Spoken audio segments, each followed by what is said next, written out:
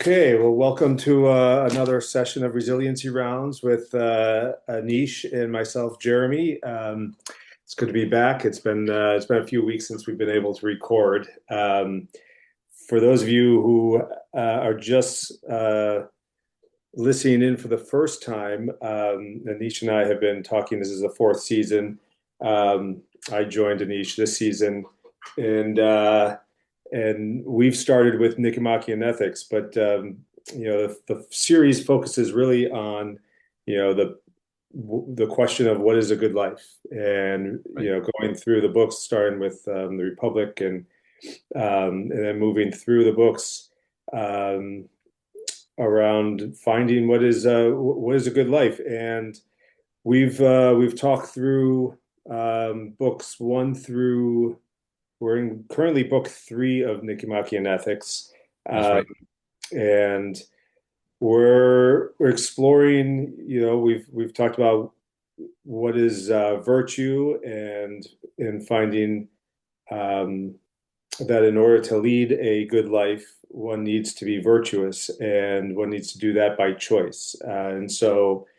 Um, One has to choose virtue. It needs to be voluntary, and we've discussed what voluntary means and what involuntary means, and we've talked about finding a middle ground in terms of what that means with virtue. Um, Anish, what would you like to add to that? Yeah, good introduction there, Jeremy. So, virtue, according to Aristotle, is the mean between two extremes, and at either end of those extremes are vice in a way. You can think of it as the middle ground is the best ground to be on, but the middle ground is not. It's not like a point to stand on. It's like a zone to be in, and which and where you step in that zone depends upon one's prior knowledge, one's knowledge of the particulars, one's understanding of life. Wisdom, in a way, helps direct that. And how do you know that the this is the right path? Well, you know it's the right path because the wise man will choose that path. And how does a wise man know how to choose that path? The wise man learns through experience, going through life and making the right and wrong choices, and then learning from those and getting an understanding about how life is and what is in fact the right thing to do. One then eventually starts walking a certain path, but this process has to be an active process where one is thinking, acting, and then looking at what the results of that action is, and then reflecting on those actions and choosing the next set of actions. And so the path to eudaimonia cannot just happen by chance. Eudaimonia being happiness, the happiness not in your life but with your entirety of life, that the good life is not a chance occurrence. It is something that is actively sought. One has to take the steps voluntarily. It's not always easy. As a matter of fact, most of us end up a life of pleasure, a life of convention, because that's the easy thing to do, and we find ourselves straying from the good life. Sometimes you got to inside of this good life. There'll be times when things are hard. You got to make the hard choice, and it may not seem pleasant, but all of those unpleasant moments that you choose for the right reasons in the path of virtue lead to a life that you are satisfied with in general. um, and a lot of us, because we don't find ourselves in having such conversations, understanding what our intellectual heritage is. We find ourselves just ignorant of these things. Most of us are floating around in this world from pleasure to convention, and thinking, why is it that we are not happy? Why is it that we feel empty inside? And then when we come upon certain truths, we say, well, I would have chosen this. I was just ignorant. Well, it's not so easy to say that I was just ignorant and blame your entire life and your circumstances on the fact that you didn't know. One didn't know, because even ignorance is a choice.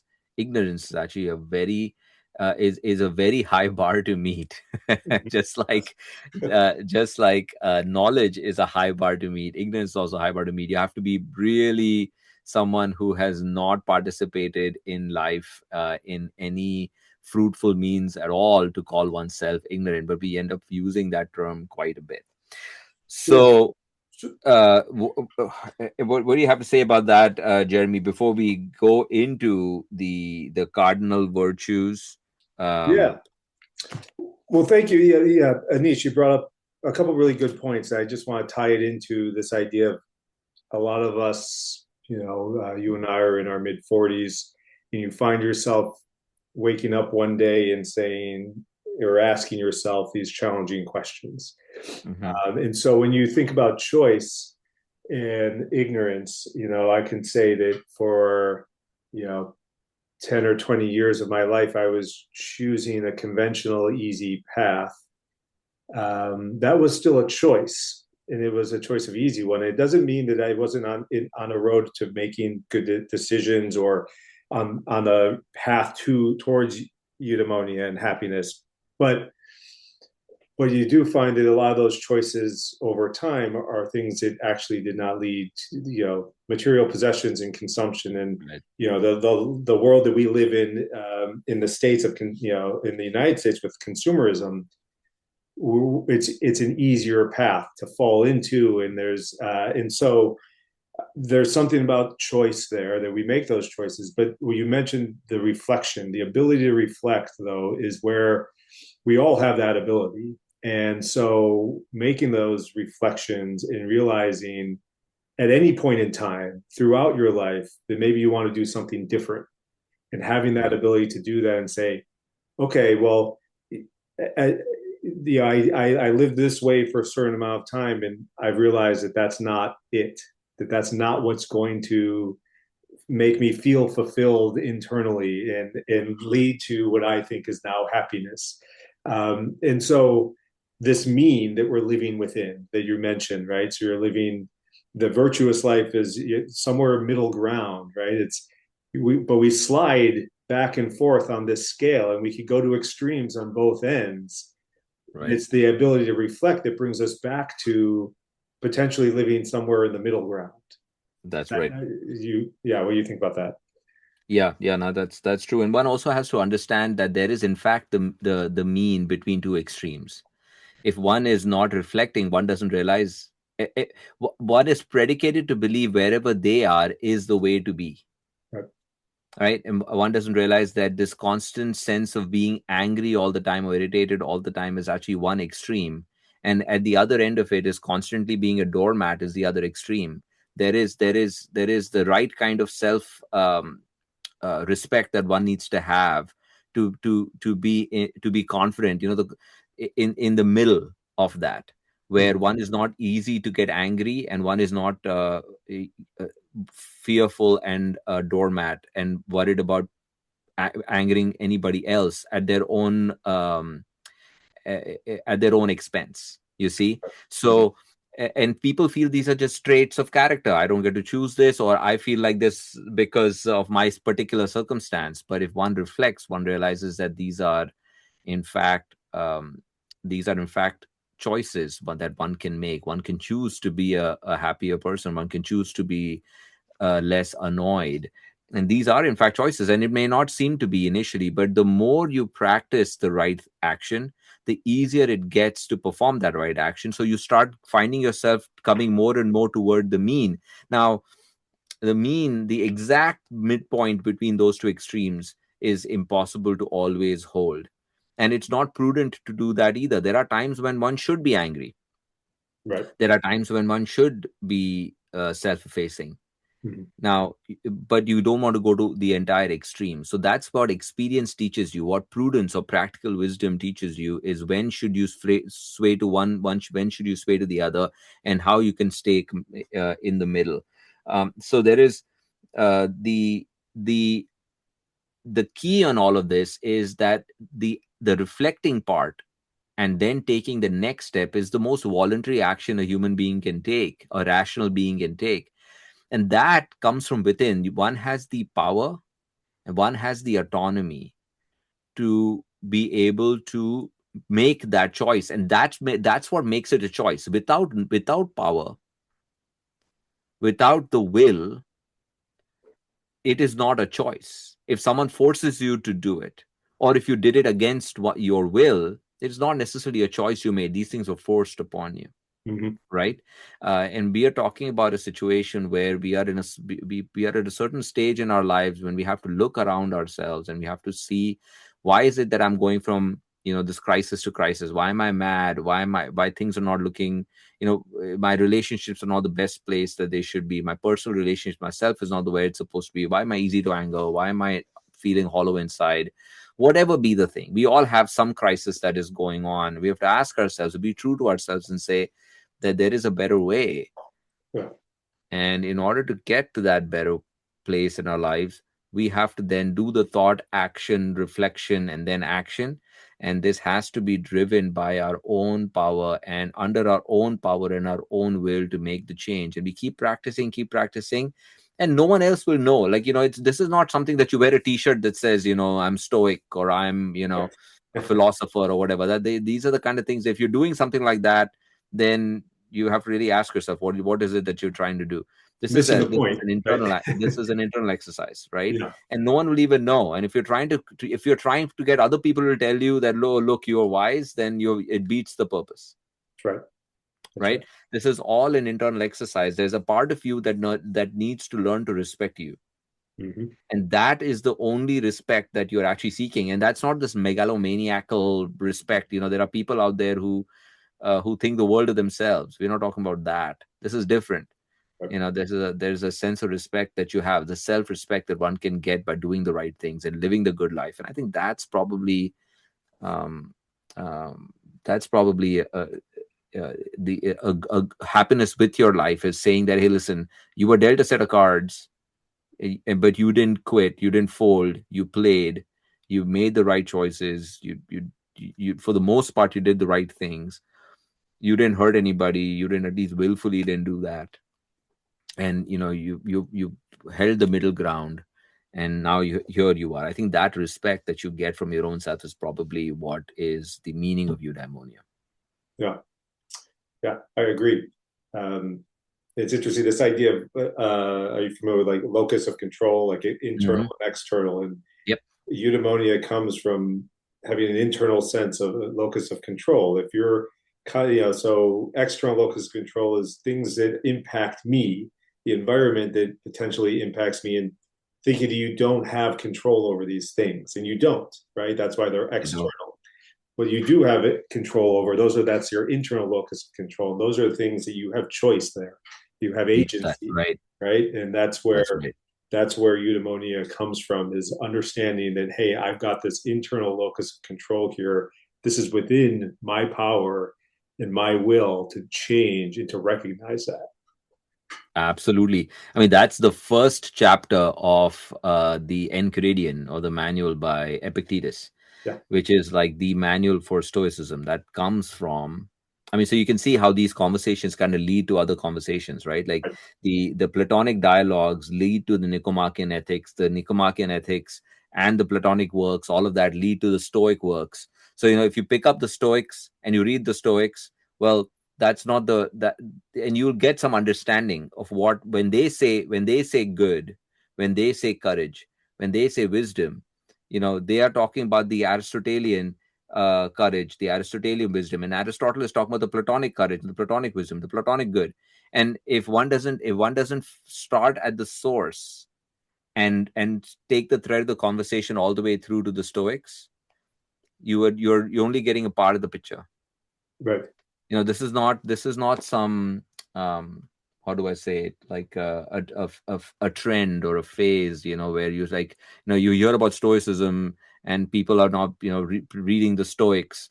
Well, it, it, this is not the flavor of the day. Like, the Stoics didn't just come up with these things on their own. Like, this is a conversational thread that they caught on and they kind of worked on, and they added other elements to it. So it's important, just like you mentioned here, the control, right? What is within our control and what's not within our control is the first page of the Enchiridion. Okay. right? And we'll come to that All right, eventually we're as coming to that, right? yes, we will come to that Yeah. eventually. But the coming back to the Nicomachean ethics, then, with all of this prelude, we have come to a point now where now Aristotle is like, I've laid the foundation of why is it important to know what is virtue, what's vice, why do we need to follow this direction of virtue, because that is the direction towards a good life. Now let's talk about what are these virtues. What is this middle ground? And he starts with these virtues that are virtues not of intellect but of passion. So one is courage, the other is temperance. Now these are from the cardinal virtues. These are virtues that were described by Plato. The cardinal virtues are justice, temperance, courage, and wisdom. They all interplay with one another, but we're going to start here with courage. In my mind, I feel like courage is all of these are are concepts that are challenging, but courage is the one that is easier to understand than most. Hmm. But just because it's easier to understand doesn't make it easy to understand. Neither is it simple. Right. So, do you want to start us off about courage, Jerry? Um, Certainly can, but I think you should kick it off here with courage and how he's defining it, and then I'll jump Okay, in. yeah, and then you can jump in, Yeah. Jeremy. You can do that way. So, look, the fear is one of the most it's one of the earliest uh, responses or feelings that an organism has. And when we say fear, what we are fearing is evil.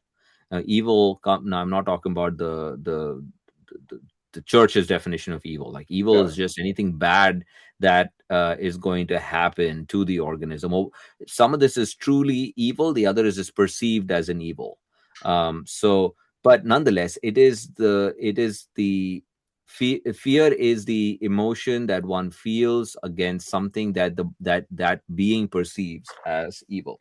Now, um, it is not that a brave man or a courageous man does not have fear. That is, if you look at the dictionary definition, probably is fearlessness, courage. Someone who's courageous or brave is thought to be fearless. Now, that's not the case, as a matter of fact. um, a brave man feels fear, but a brave man acts despite fear. A coward feels fear and has an inordinate response to that fear, that they cannot act. The cowardly man cannot act in the face of fear. Now, and a rash person is someone who does not feel fear at all and ends Right. up acting. Now, so then what ends up happening is, for each of these virtues, there is one virtue that is completely the opposite, and the other virtue, the other side of the virtue. So for every virtue, there's an extreme that is completely the opposite and easy to comprehend, and then there's an other side to it that is less of an opposite and a little bit less easy to comprehend. We, as a rational being, will find that we have a proclivity to be attracted to one of these two extremes. So some of us are more cowardly than others. Some of us are more rash than the others. The first order of business here is to move away from the extreme we have more a proclivity to, and go towards the extreme that we don't have a proclivity to. And as we start walking our way and practicing these acts that take us, so say I'm somebody who's more prone to be cowardly. I don't take risk. Uh-huh. I have an inordinate say I have an inordinate fear for any untoward activity, for be it pain or be it loss or be it whatever. And so I end up choosing the safe path always, and I'm constantly worried about taking risk.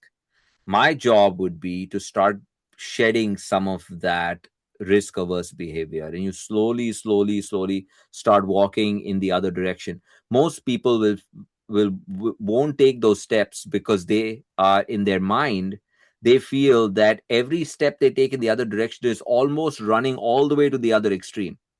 They believe that the first step they take towards being risk averse is like, oh my gosh, I'm being so rash. This is ridiculous. Whereas rashness is so far away in the other end that it's very unlikely that you'll get there. What will end up happening though is, because of your proclivities, you'll still be fairly safe, but you'll find yourself somewhere in the middle and you would hit upon courage. And Hmm. it's very hard to know. Initially, one believes that courage is the absence of fear, and for the cowardly man, as they start practicing the virtue of courage, they will still feel fear along the way, but they will be mistaken to believe that they are not courageous yet because they still feel fear. They would in their mind they would feel that, oh, the day I'll be courageous is when I'll be able to do this very same act without having any fear at all. Well, that's never going to happen, and that's not probably the right thing to do. If it's an appropriate reason to be fearful, you should be fearful. But what the person is not paying attention to is the fact that they're being able to act despite that fear, and it's getting easier every time to do that same activity without having the fear. Um, and there are many such actions in our life that are actually fairly mundane that we all have done. We started off with fear. I mean, I don't know, like, public speaking is a great example. Hmm. When the first time you're going to go up on stage, people have the worst reaction to it. Some people are absolutely fearless on stage. But even after you've done it many, many, many times, it just gets easier. But every time you're stepping up on there is this, that little voice in your head saying, why the heck are you doing it, man? You don't have to do it. Why are you doing this? Step away, like, get out. Like, you don't need to. But that voice gets smaller and smaller and smaller and smaller, but it's always there. Right. Right? Right. I mean, you don't want to be one of those people who has absolutely, no such hidden voice in their mind. Right. Yeah. So courage is not the absence of fear. It's not the absence of fear. So what would you add to that? Well, so one of the things that comes to mind for me is, I'm curious what you think about this too, is the sympathetic versus parasympathetic nervous system. Mm, In like, so sympathetic, correct me if I'm wrong, is fight versus flight yep. response. So that's kind of extreme fear in one scenario, like, you're confronted with a mountain lion hiking in Southern California, right? Which, or Arizona, and your sympathetic nervous system probably kicks in right away. Of course, you're going to be fear. Now, parasympathetic would be a more balance, of being able to kind of control that response. Is that, how does that play in? But where you're more balanced, but you're all right. You could run from the mountain lion, which would be a natural response, but chances are it's not going to end well for you. Or there's a way in which, if I'm if I'm courageous in this moment, I'm going to figure out and think for and reflect for a second on how am I going to approach this in the quick Right. seconds that I have to do something. Or if it's attacking, am I going to fight? Um, Right. and how am I going to fight? And it's like, I don't know if that's a good example, but Yes, the first time you come upon a mountain lion, and this is that you bring up a very great point. It actually comes up later on as well. The first time you come upon first of all, being scared of a mountain lion or being fearful of a mountain lion is the right response. right, You know, you should be afraid of the mountain lion. If you're correct. not, that's a problem. Right. Yeah. As a matter of fact, the rash person, would be the one who would have no fear of the mountain lion and will end up suffering a terrible consequence of that. Right. But but for courage is a very simple concept because we can find like day-to-day things that we can be courageous about. But before we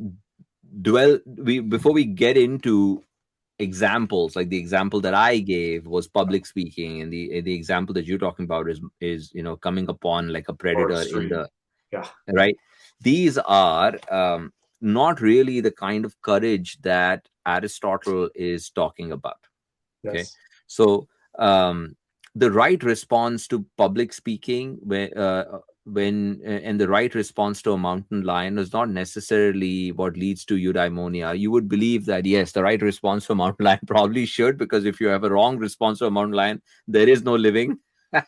Right. There's no chance of eudaimonia. Right. But but that's probably not the best example here, and we can talk about bravery in that setting as well. But the first order of business is that a brave man does not fear losing things that we hold near and dear in the conventional world. Okay, the brave man is most concerned, is fearful about um doing things that are not noble, things that bring about vice, Mm-hmm. and because of that, a person would no longer be wise or in the path of eudaimonia. A a, a, a courageous man, a wise man who's courageous, that is the person that a person that's what they'll be fearful of. Now, they will not be fearful of poverty or disease. You see what I mean? These Yep. are things that usually people are fearful of. If you ask me, I worry about falling sick. I worry about losing money, losing my job, losing status in society, right? These are the things that we worry about. Losing our friends. Mm-hmm. You know, it's usually money and status. These are the kind of things that we're worried about. So a wise man is not fearful of those things. You see what I mean? So Yep. it has to be the courage has to be displayed in noble pursuits. And that is the definition of Socratic courage, or courage as a virtue, plays out only when it deals with noble acts. So how you respond to a mountain lion is not necessarily a noble act. Right. It's not. No, that's survival. Right. That's survival. Right. Very different. Okay. You see, Yep. so now that doesn't mean that like if Socrates came upon a mountain lion and if he screamed and ran away in the other direction, you're not going to say, "Oh, this man is not courageous," right? You're wise. Right. Yeah. Right. I mean, that is an absolutely okay response to have in front of a mountain lion, Mm-hmm. right? Yeah. So one of the examples that Aristotle that he speaks of is though is going to war, is as That's right. soldiers, Yes, right? And that there's a noble death, and that there's voluntary choice there and involuntary choice there. that's exactly right. And tell me, how does courage come in there? Yeah. So Aristotle. Now, this is where when we are reading Aristotelian works, it really doesn't make a lot of sense to come up with critiques of Right. what we believe about Aristotle. First of all, who are we to critique Aristotle? But secondly, I'm not critiquing Aristotle from the standpoint of my thoughts. I'm critiquing it from the standpoint of from Platonic courage or Right. Socratic courage. So Aristotle um, was a student of Plato. They had a falling out, and so a lot of what he writes and does is stands in a little bit in contrast with the Platonic Mm-hmm. thought. Uh, Platonic works, at least from my interpretation, was primarily a self-driven process. It's all introspective. All the actions are done inside of our mind, inside of the our constitution, or what he calls the soul. All Mm-hmm. of this happens inside of us. In Aristotle's case, he says, well, that's all well and good. You could be this philosophic constitution with a rational mind that's governing all of this. But what is the point of that life if you cannot take it and build a philosophic constitution or a philosophical republic in the world around you, in the society around you? So Aristotle's job, in his mind, he wanted to build the next um, Socratic prince, if you may, Uh-huh. who will then rule the world and will be the philosopher king, right? And so his thought of, so Aristotelian bravery as opposed to Socratic bravery is noble acts, despite having the fear of losing one's standing in society, being impoverished. You still pursue truth, justice, temperance, and you choose wisdom, and you do all of those things despite fearing, do it. You fear more the fact that you will have that you will stray from the path of virtue than it is that you will lose what is conventional. So that is Socratic virtue. For Aristotle, it's different. Aristotle bravery is epitomized by fearlessness of a noble death. Death is something that every being should fear, but the Aristotelian courageous man fears death, but is fearless of what's called a noble death, a death of consequence, a death in battle. Is in his mind the pinnacle of bravery.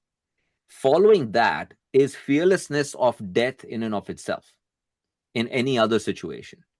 It is probably the most fearful thing that every organism fears is death, its own demise in a way.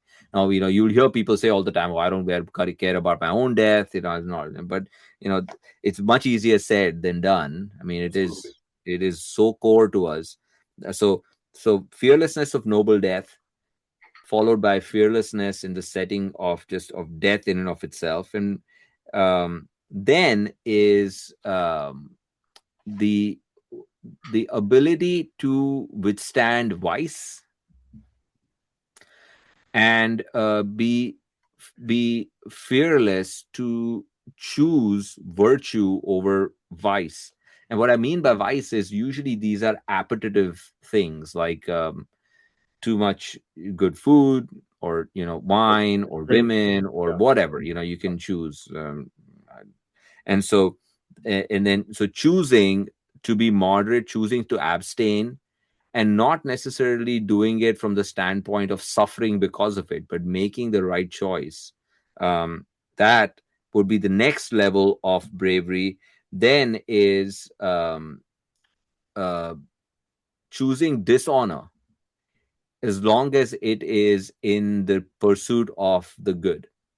So, dishonor from the dishonorable. Too many times we are seeking honor from people who are not honorable, right? And that's not the kind of Socratic honor.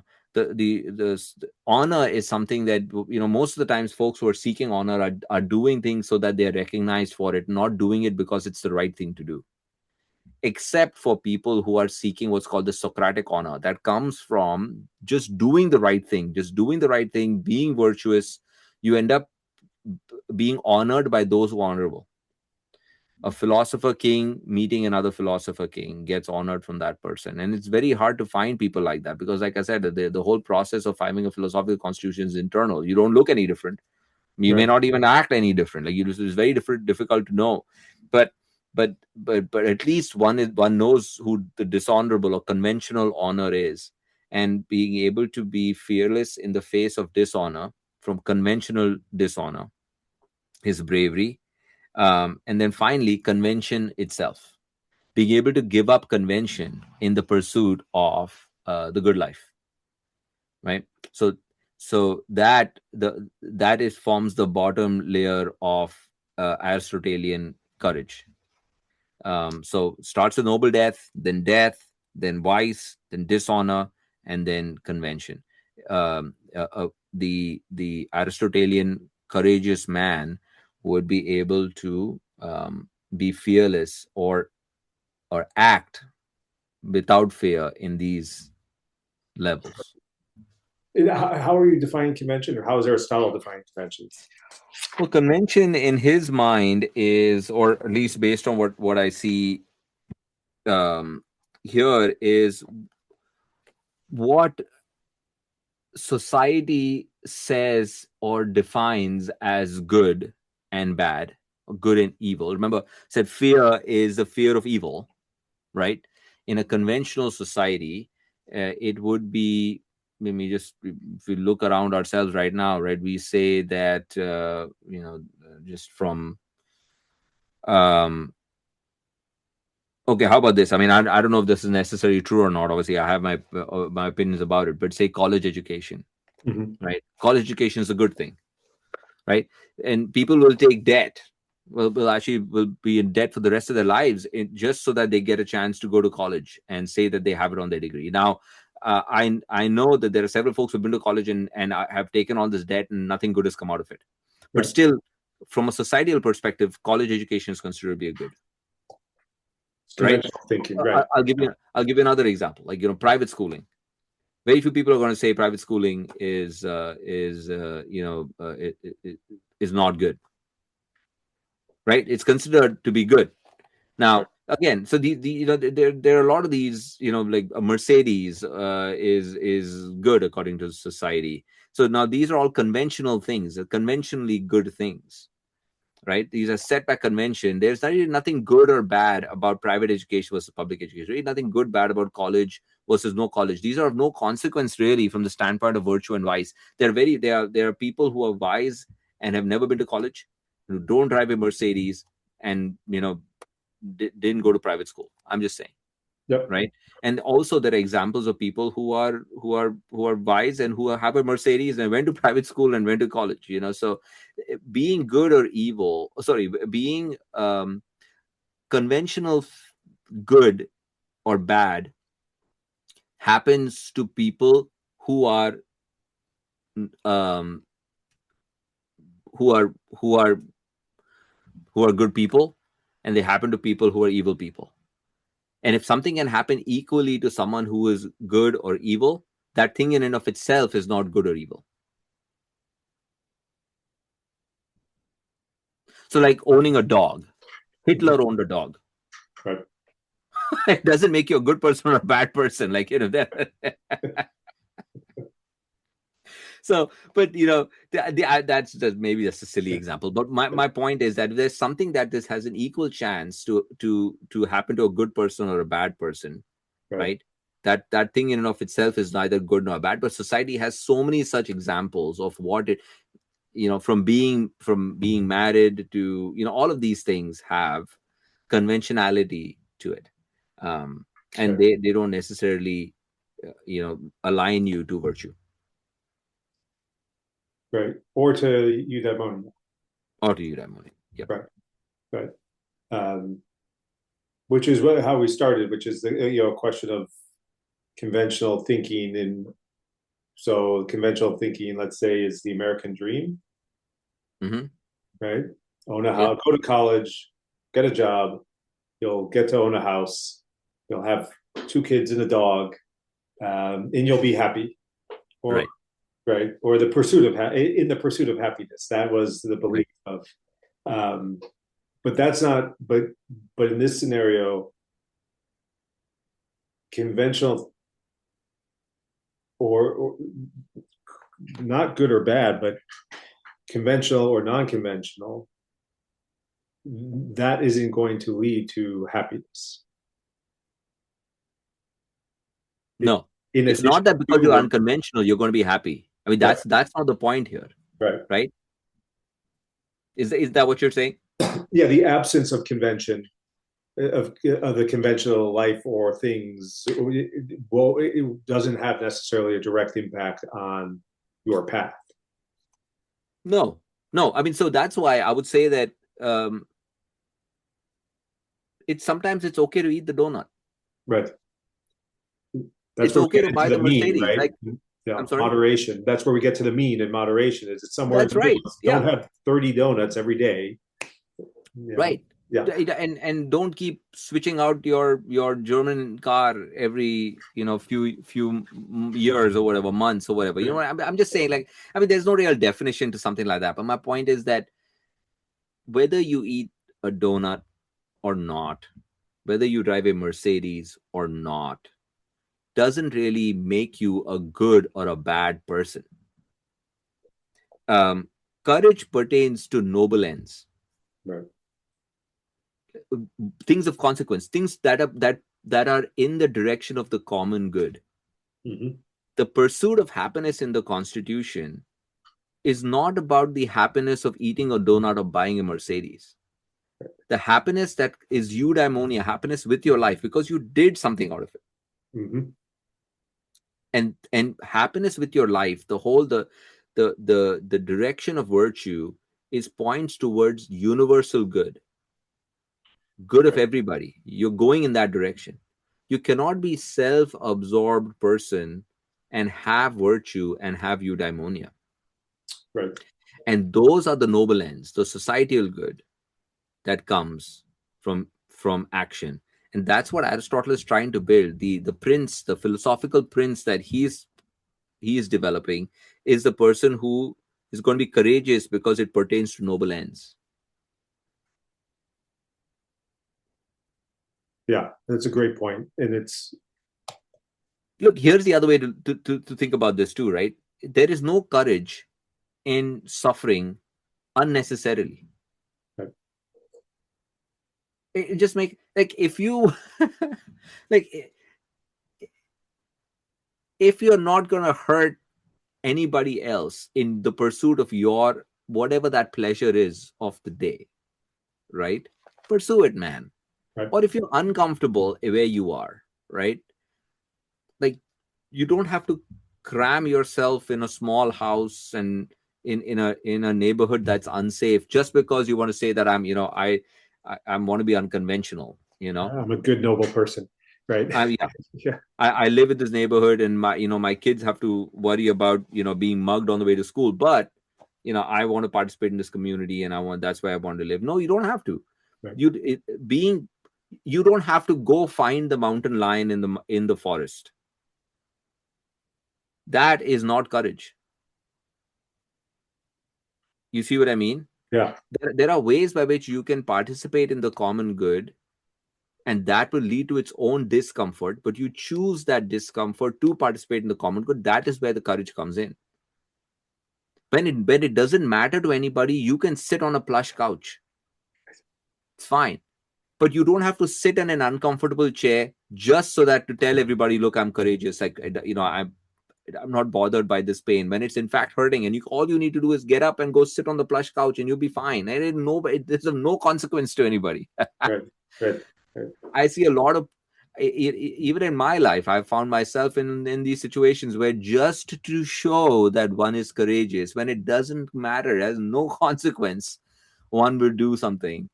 When there are bigger things afoot, and there are times when you can show your courage by doing these noble acts. Yeah. And if you're doing noble acts to be seen as courageous, That's right. then you're missing the point. Yeah, That's not absolutely. great. Right. That you're missing the Absolutely. point. And I think you really touched on it, which is societal good. It, so it is you could be doing good acts without looking for any sort of reciprocity, any Right. sort of acknowledgement, and those are good acts, and that is on the path. You're Right. expanding that by saying I'm doing things to actually impact those around me, that in getting into community and society, of those are bigger noble acts, but you're not doing them for recognition. You're not Absolutely. you're doing it because it's the right thing to do, because it's the noble thing to do. Is that That's right. And also, you're not going to be somebody who is going to turn down the accolades that a just person deserves. right? You don't have to be coy about that as well. Mm-hmm. If you're doing it for the accolades, that's a problem. But Right. if good things come your way, you're not going to say, no, I refuse the good things in life. That's not how this works. I mean, we are all at the end of the day selfish. You're doing societal good so that you get satisfaction out of it and you walk towards eudaimonia. It is all an internally driven action. Of all the reasons to do something, if you're doing it purely because it helps you walk in the direction of the common good, and it gives you the satisfaction, of all the reasons to be selfish, that's probably the best one. Right. But along the way, you may get other things. Things may come about come your way, and that's why I don't think that those things are necessarily good or bad. They equally likely to happen to somebody who doesn't who's doing it just for the accolades, Right. right? If if you get office or station or wealth in the in this pursuit, if you get swayed by it and start making decisions so that you get more of those, well, now you're going to stray away from eudaimonia. Right. If you just hold your path and these things come and they go and you're equanimous about it, that is a brave man. Equanimous in loss of things that are conventionally good is a brave man. Mhm. You see, Mhm. similarly, if you're walking in the path of the common good and you come upon a noble death, right? This is a very high bar, even for I can imagine in the moment of it, you will be fearful, but there's always a choice. There's a choice to veer away, and history is full of examples like this. Socrates drank hemlock Right. willfully with his own hands, right? And so there's a time when you can walk away, and then and there are you know the Platonic dialogue that is he gives the account of what Socrates approached and said, listen, like, we can take you out of prison, we can take you out, you can escape, and he gives an account of why he doesn't want to do that, because he won't be able to live with himself, Right. right? So he chooses, or he gives the definition of what a noble death is. You see what I mean? Yeah. And so that death, in that setting of a noble end, he is fearful, he doesn't want to do it, but he does it because there is no other choice here. The choice is either not doing the act and straying away from the path, or doing the act and staying on the path, and he chooses the act and staying on the path. um what do you think? Which is, well, I think it's an extreme example, but he certainly set the set the bar high with that one. Um, I mean, we're still talking about him, I don't know, 3,000 years later. So, right. Yeah. yeah, some acts have consequence like that, right? Like, I mean, I'm sure he didn't do it for posterity's sake. No. No. I mean, it's yeah, it's. I mean, it's funny. I think he was also very stubbornly on the path. That's my opinion, right? And we're not here to. Look, only he knows what his was going on in his own mind, Right. right? Um, Right. Again, this is uh, the only viewpoint that matters is your own viewpoint. Right. So, look, there are other things. So he talks about how do you know the courageous man? What does a courageous man look like? Um, and one of the things he says is that you can sense the the courageous man when they're about to perform an action that requires courage, are introspective. They will seem to be peaceful because they're dealing with the torment inside. Mm-hmm.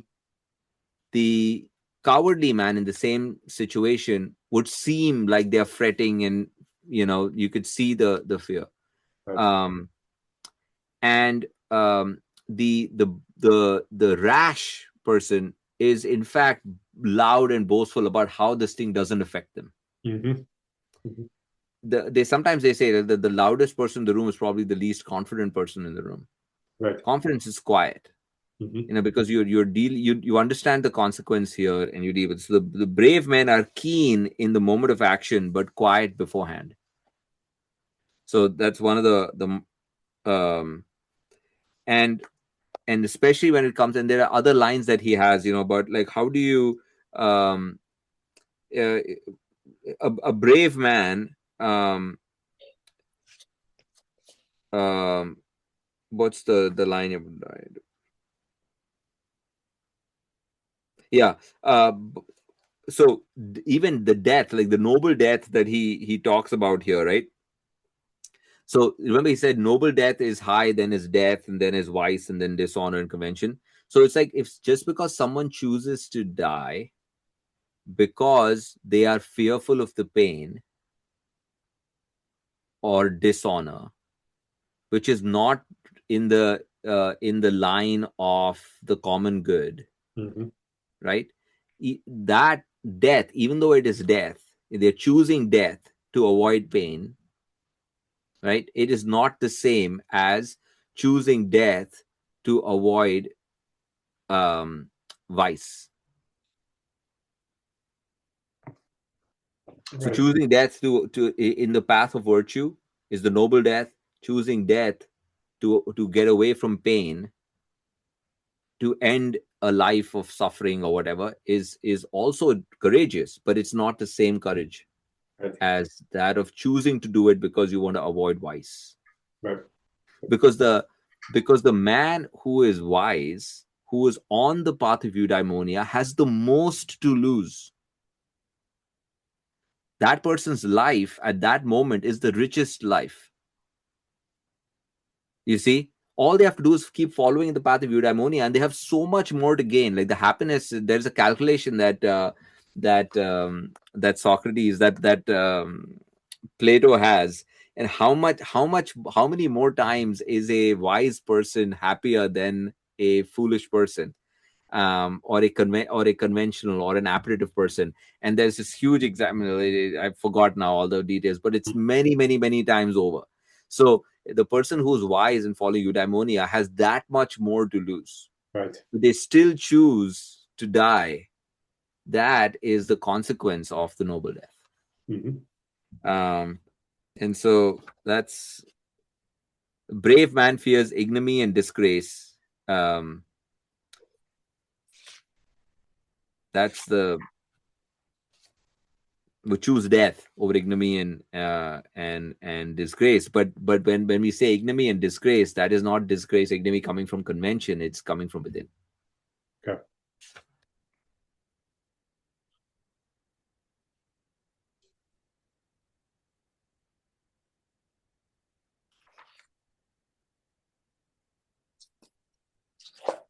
So then there are these profiles. He gives the profiles. So what is a brave man? What is a coward? So coward man is inappropriately fearful.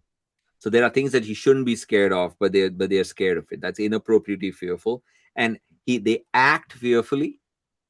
So even when they're doing something, they act fearfully. So they're wringing their hands, they're sweating profusely. You can see the fear in their eyes the whole time. And these are things that you're like, why the heck are you fearful, man? Like, for most people, like those things would be like, why are you afraid of this? Hmm. And there are examples of this, like even in our lives, I'm sure there are situations which we find fearful, but someone else might look at it and say, this is a weird thing to be afraid of. Yeah. um, Yeah. and and so they are inappropriately fearful, they act fearfully, and they appear fearful, right? The rash person is inappropriately brave, they show no fear, right? Hmm. They act fearlessly and they appear fearless. So they are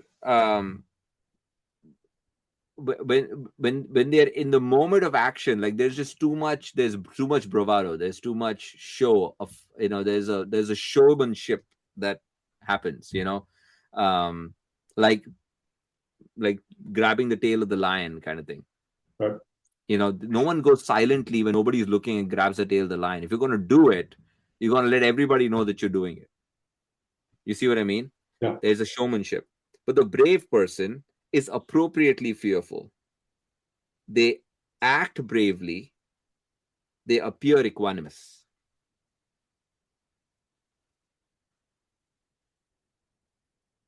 Yeah. There is no pomp to their action. You see what I mean? Hmm. Hmm.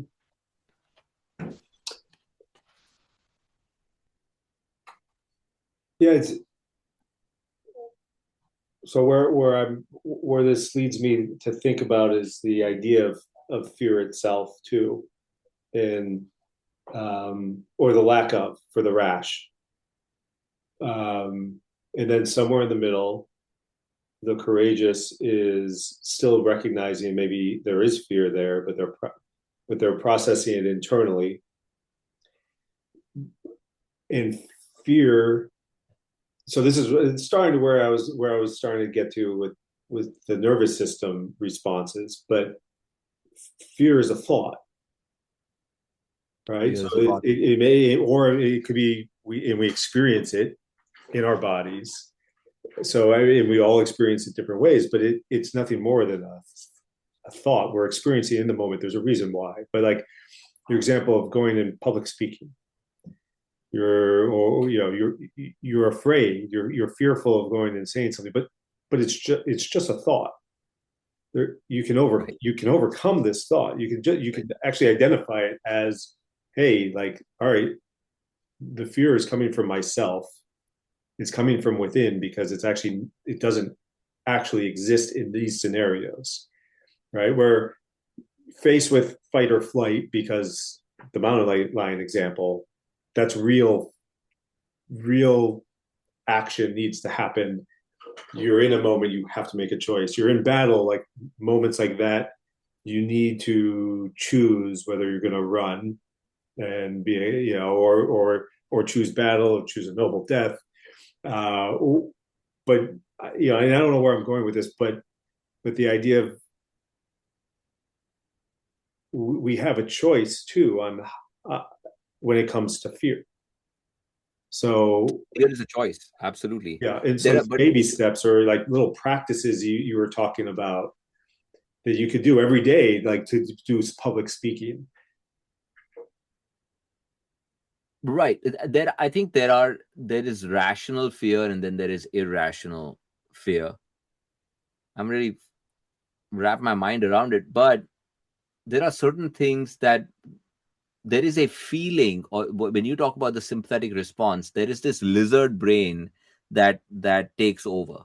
Mm-hmm. That sick, that taste in your mouth, the way your skin crawls, that feeling, your mind just you feel this haze in your mind. That kind of fear Yeah, is not something that you can control. It comes from deep within. It comes from a very primitive part of you. right, It's right, like something going thud in the night, right? Like you cannot really control that. It takes you to a place. right. If you encounter a white shark in the water, like it's going to cause that. Like there's nothing you can do in that situation. Nothing. Yeah. And now that initial sense of fear is like that initial sense of anger. When you talk about, maybe have this, standing in line at Starbucks or whatever, trying to get a coffee, and you Mm-hmm. get bumped from behind, right? Now it's irritating. There's a sense of irritation that surges, and you can actually lash out right behind you to that person behind you, and you can smack them across their face or whatever. The people do that. I mean, if they have a very short fuse, or you could become the kind of person who absorbs that and then assesses the situation, turns around and looks at what happened, and turns out that there was an old person who stumbled off their walking stick or whatever and bumped into you. So you don't lash at that person, right? But that initial sense of irritation, what that happens when you get bumped into, is not something that you can control. It comes from deep within. It comes from a recess in your mind, like the appetitive part of your brain, which you have no control over, really. Mm-hmm. The lizard brain. Fear comes from there too. Right. Now, the key is to know the difference between the fact that the feeling that you're getting, it comes from a part that cannot be controlled, but there is an overlay of the rational mind that there is no white shark, great white shark in the water. There is no mountain lion in front of you. All there is a bunch of people in a room, and they're just looking at you. You're not going to die. No one's going to kill you. All you have to say is a few words and step away. Right. Right. It feels the same, but it's not. Yeah. Yeah. We have, yeah, in these situations, we have choice to, like, there's rational choice to be made. If someone bumps Even in you, the great white in the water, there's a rational choice to be made. yeah, And yeah, people do it all the time. yeah,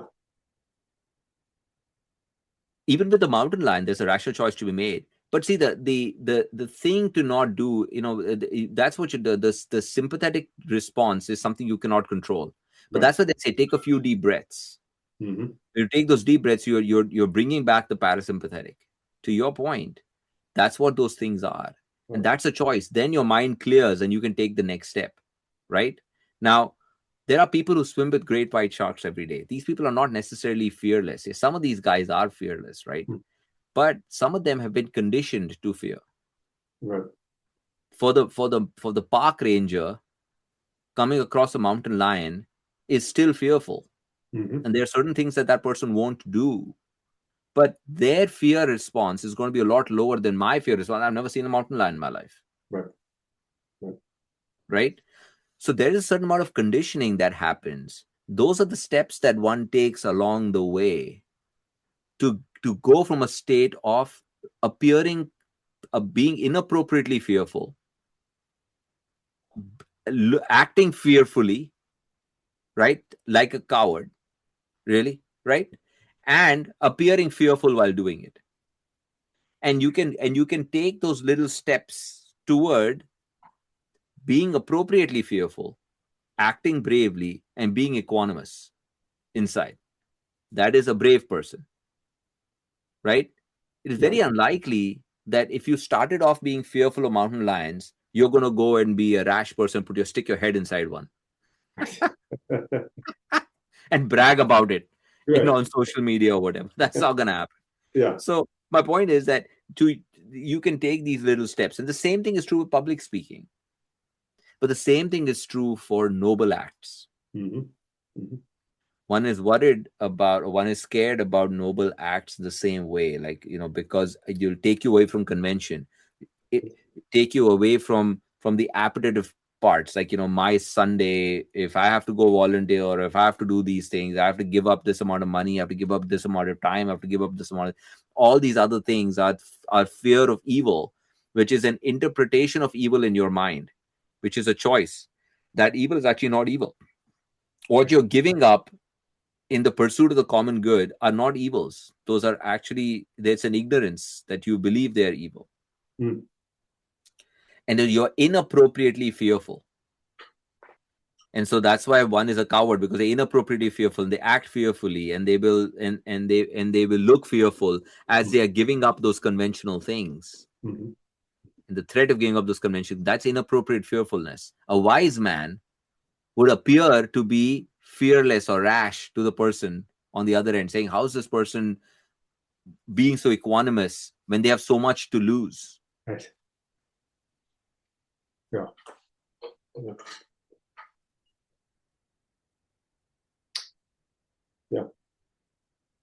And at the end, it's you just using that example, it's each individual's own journey, because you can come Absolutely. in, why is that man doing that? Because they have so much to lose. Well, Right. that man's not thinking that way. No. Yeah. Right. Right. And it's for that man to know whether they're doing it just because they want other people to look at him and say, oh, look at this person is being so brave, or they're actually doing it because they're driven to walk in the path. Right. Right. Right. That's why it's got nothing to do with someone else. Like, everybody who listens to this or reads the books, they have to realize, that's why that's my only criticism for Aristotle. This is not about becoming some philosopher prince and trying to change the world. Right. Right. Right. This is about changing our constitution from within and figuring out why we choose to do what we choose to do.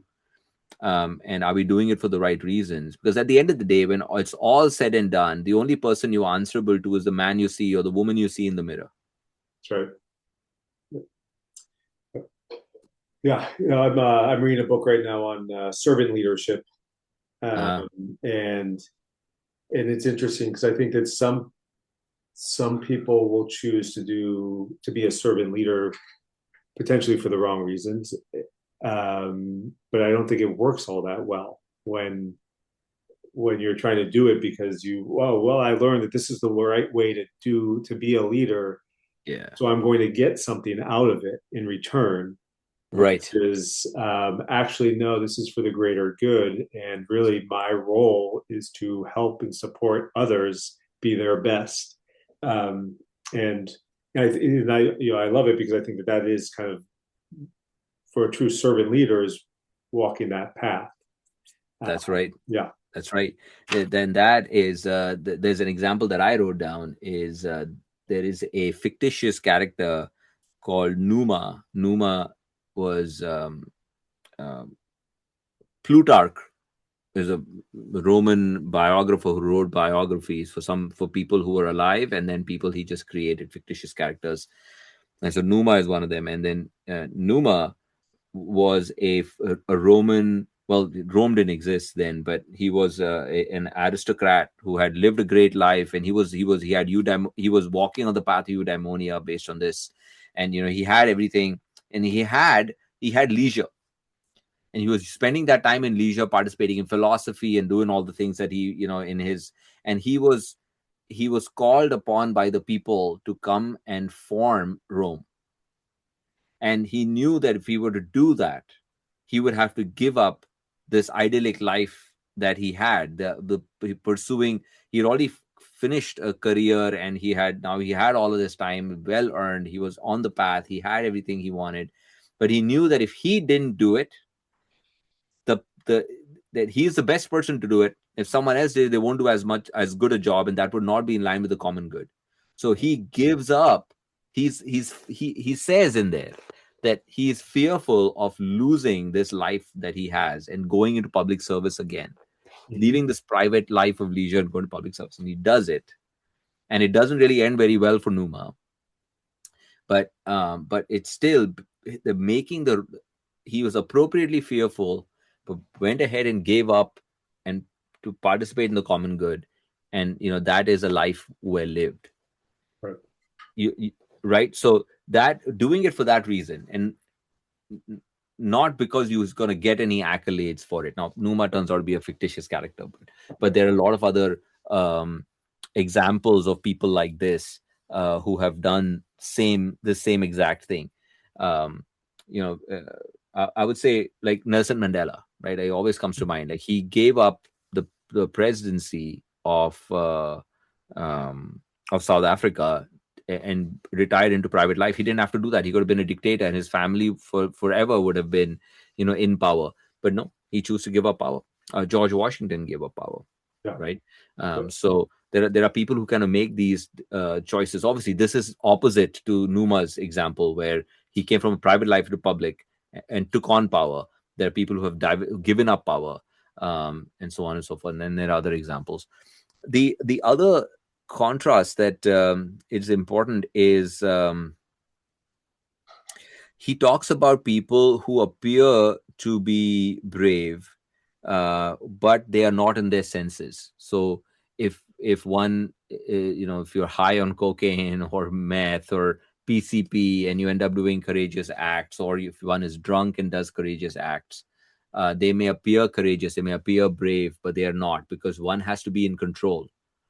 One has to be in rational mind and choose those actions in order for it to appear um, to be a brave act. Like my dad.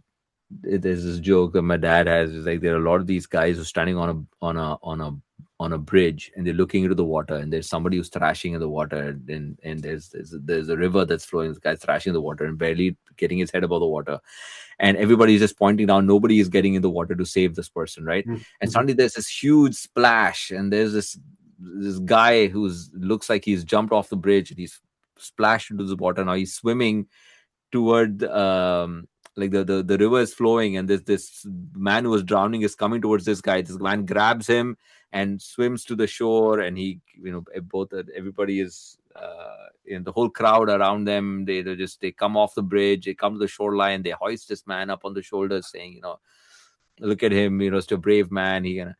This guy is like, forget all of this. First, find me the guy who pushed me into the water. Yeah. So it's kind of like that. Yeah. You want to be the guy who actually jumps head first in to save, but um, so that's you need to have voluntary action in order to say that one is courageous. And then the other thing is this is the paradox of courage, is that the citizen soldier, the soldier who goes to war for the sake of the common good, Right. giving up his or her life or the private life that they have had, the eudaimonia that they have not, well, the path that they have been walking on. um they because of the call of war for their state, right? They go to war. That person is is the epitome of courage. They have so much more to lose, right? So Socrates was a hoplite. He actually spent many years in the Athenian army as a hoplite. um, and that's one of the reasons why he has the stripes. Like, he was considered, and in Athenian life, if you didn't participate in war, those are the 10 year, the Peloponnesian War. For generations they were fighting the Spartans, and if it was the it was almost a basic necessity for anyone of any stature to have participated in war. Hmm. And so Socrates he was a hoplite, and hoplites, it's not an easy life, but and he participated in war. So that citizen soldier is the epitome. And so, same thing is true in Romans, right? The Romans kind of took that on themselves, right? Right. The soldier was considered to be the military life, or was considered to be the best, highest station. Hmm. um But if you think about it, like, there's a in the movie 300, there's a scene where the Spartans are headed to the hot gates, and they come upon a contingent of people who are coming to join them. They're the Arcadians. So the Arcadians have come Right. to join the Spartans on the way to the hot gates. And so the Leonidas asks them, so, what are you doing? So, we're going to come with you to the hot gates. We're going to come defend it with you. So, who have you brought with you? And he says, he goes up to the men from the Arcadians, and he says, you Arcadian, what do you do? He says, I'm a potter, sir. He asks the other guy, what do you do? I'm a farmer or a blacksmith or whatever. And he turns to his 300, and he's like, and he asked them, like, Spartans, say, what do you do? And they go, huh, huh, huh. It's all shields and in the air and stuff. So they basically have spent, they do nothing else but practice for warfare, Right. Right. They're right? career And soldiers. Yeah. Life soldiers. Yeah. right, they're soldiers for life. uh, they are bred, trained, and spend their entire lives for this moment to fight. And and so when they are going to the hot gates, they have, first of all, they have practiced every day for this. They have been put themselves into situations over and over and over again. So their fear of what they're going to see there is much lower compared to the Arcadian, who has taken up arms just because he wants to defend his home, Right. right? He's not trained for this. He was, he's not gone. He doesn't have the same weapons or the same training or any of that. So that fear that he has to overcome is much higher than that of the Spartan. So you have to ask yourself, who's more courageous? Is it the Arcadian or the Spartan? Yeah. So a professional soldier may appear brave, but the citizen soldier is more courageous. Right. Same thing is true for the park ranger and you when you come upon a mountain lion, or the deep sea diver in you when you come upon a great white shark. That's right. You see? Yeah. So courage has that definition. It gets easier to do it, but it requires less courage to do it too as it gets easier. Right. Right. Right? Yeah. That's the paradox of courage. The wiser you get, the more you get away from convention, the easier it is to do it, the less courage it requires to do it. That's right. The easier it is, the easier it is, the easier it is to be courageous because You've practiced, you've you're done it so many practicing. times, you've seen the outcomes of it, you know what you can expect, right? Right. So that is may appear, so a professional soldier may appear to you to be courageous when they are in fact They're fearless because they've seen so much of it. So it's not necessarily courage. So you don't want that. Just like the drunken man or the man who gets pushed into the water, Hmm. right, to save the drowning man. A professional may also not be. You shouldn't. That's probably not courage either, Right. Right. right? Like the ER surgeon who's or the ER physician who has seen trauma, right? Appears cool, but the medical student is fretting, like, because they've never seen it, right? So you mistake professional or experience with courage. Hmm. Hmm. There's a little bit of a paradox there. So I want, and then finally, um, a person who has too much power may appear fearless because they fear nothing is going to happen to them. Like you watched the movie John Wick, right? Oh yeah. Yeah. Yeah. So Love John. John Wick, the kid who kills his dog and steals his car, Right. you know the reason why everybody else is just like sweating bullets when it comes to John Wick, and this guy's like walking around like with machismo, is because he really believes that he's untouchable. Right. That is not Because of courage. power. It's yeah. Yeah, No. that is not courage. No. That is that he has a sense of power. He feels No. like he's powerful, and that's why. So powerful people may appear courageous, but that's not courage either. You No. need to have a sense that there's going to be loss. I mean, we call that. I mean, does that fall into ignorance? Hmm? Right. Yeah. I Thinking mean, that or because whatever. I yeah. mean, Right. it is Yeah. a false sense of whatever. At Yeah. least it's not the truth, right? Right. At least in John Wick, the case of the movie, yeah, it was not. But these are again examples of what courage is not. Right. Good. Okay. So towards the end of book three, he he also touches um, on the five senses. Are you Hmm. familiar with that? Hmm. Um,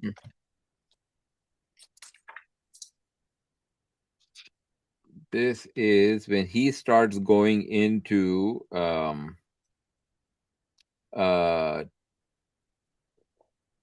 temperance. He starts kind of going in that he's going direction. to temperance, right? Yeah. Yeah. So what we could do is we could probably stop here and we can probably go into that next time. Okay. Um, because I think it is in a way it is about pleasure and pain, Hmm. and courage as it deals with pleasure and pain. Great. Okay. And so We'll I say, probably one thing that was on my mind a lot during this during book three here was as we talk about, like, how does this apply to us?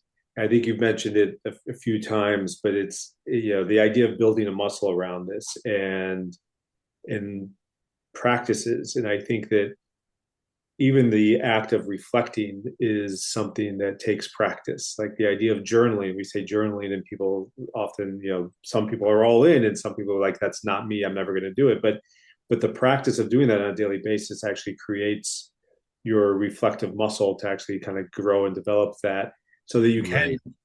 go on, so that you are making different choices and looking at the choices you're making, or why you responded a way, in such a way. But I think that, and you and I both are living lives right now where we have daily practices that we've been doing, and so I think it's interesting to just kind of, we don't need to necessarily talk about it right now, but I think that the idea of finding daily practices, even if it's a simple thing that you can do every day, to journal a couple things or try something new that pushes you a little bit more on, say, the courageous spectrum.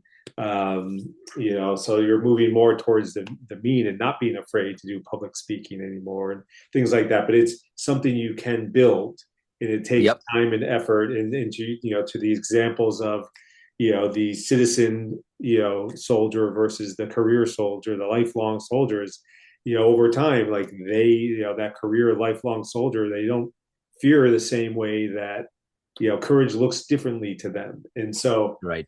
so I think that was just kind of a nice way to kind of wrap, a little wrapper around there's some things that you can do on a daily basis, I think, to make a difference. Absolutely. Yeah, it's a great way to end it. And taking that initiative and doing it, in and realizing that where your proclivities lie. What are you more? Which extreme of courage are you going to find yourself at? Mhm. Most humans find ourselves more on the cowardly side of this equation. So Right. you can start taking small steps, especially when it comes to convention. There are simple things one can do. And you're right, like some of these things, they may seem uncomfortable, but you can choose the level of discomfort. Just keep doing little by little, just keep doing little by little over time, and you may turn into that Spartan. That's right. That's right. Great. All right, Jeremy. All right. Thanks, man. Yeah, thank you.